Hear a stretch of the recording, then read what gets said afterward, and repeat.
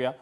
रवी राणांनी आपले उमेदवार बऱ्यापैकी मागे घेतलेत। 1-2 वॉर्डमध्ये मैत्रीपूर्ण लढत होईल, मात्र रवी राणांनी दिलेला शब्द पूर्ण करावा असं वक्तव्य मंत्री चंद्रशेखर बावनकुळे यांनी केलेलं आहे।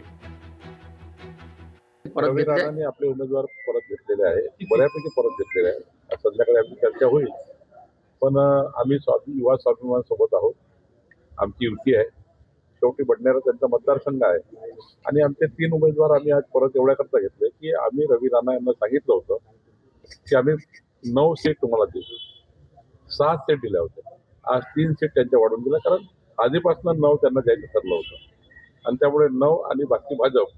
काही ठिकाणी रवी राणांचे उमेदवार आमोर समोर आहे, त्यांना आम्ही सूचना दिली होती की आपले उमेदवार कमी करा। 1-2 वार्डामध्ये मैत्रीपूर्ण होईल, तरी 1-2 वार्डामध्ये मैत्रीपूर्ण असेल, बाकी ठिकाणी ही महायुती असेल। राहुल नार्वेकर आणि हरिभाऊ राठोड यांच्यात वाद झाल्याचं आता समोर आलेलं आहे। नार्वेकर आणि राठोड यांच्यात निवडणूक कार्यालयात वाद झाल्याचं समजतंय। या दोघांमध्ये झालेल्या वादाचा एक व्हिडिओ सुद्धा सोशल मीडियावर मोठ्या प्रमाणावर व्हायरल झालाय। अर्ज भरण्याच्या शेवटच्या दिवशी हा वाद झाल्याचं समोर येत आहे।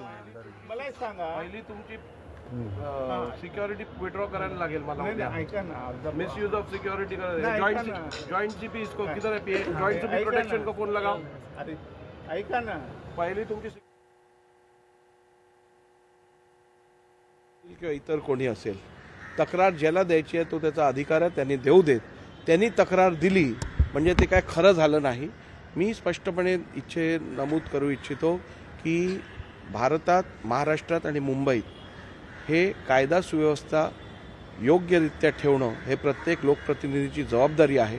ज्या लोकप्रतिनिधीला याची जाणीव नसेल त्याची जाणीव करून देणं हे लॉ एन्फोर्सिंग एजन्सीचं काम आहे। 2 तास ते इकडे होते, 5 वाजेपर्यंत इथे होते। 5 वाजेच्या नंतर इथेच बसले होते ते गाडीमध्ये। त्या काउंटरमध्ये मला धमकी दिली त्यांनी। काय रे तुम्हाला सिक्युरिटी कोण दिली? त्यांनी DCPला फोन केला, जॉईंट सीपी यांना, काय कुठं क्रायटेरिया आहे म्हणे यांचा, तुम्ही सिक्युरिटी दिली? साहेब, मी म्हटलं नंतर मला जीवे मारण्याची धमकी आहे, त्यासाठी मला सिक्युरिटी दिली आहे। मला जर उद्या काही झालं तर हे सगळं TV मध्ये रेकॉर्ड, कॅमेरामध्ये रेकॉर्ड आहे, ते बोलले ते।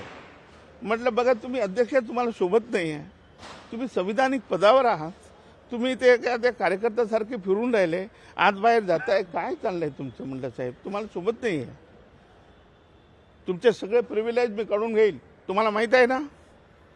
साहेब, तुम्ही मला फाशीवर चढू शकता म्हटलं। मग तुम्हाला हे माहीत आहे ना की मी तुम्हाला फाशीवर चढू शकतो, तरी तुम्ही एवढा पंगा घेता माझ्याशी? लोकशाही मराठी ऐका, पहा, जागरूक रहा।